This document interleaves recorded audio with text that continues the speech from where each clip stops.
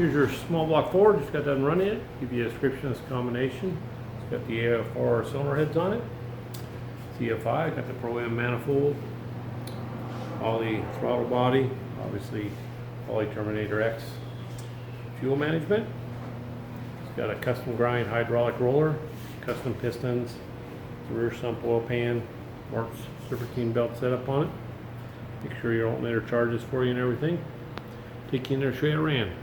Alrighty, 3,500, 491 foot-pounds of torque. Looks like it peaks torque 530, peaks horsepower 537. Really flat up there, rated at 520.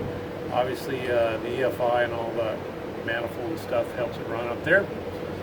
Get her off there, get in a crate, come your way. Have a great day.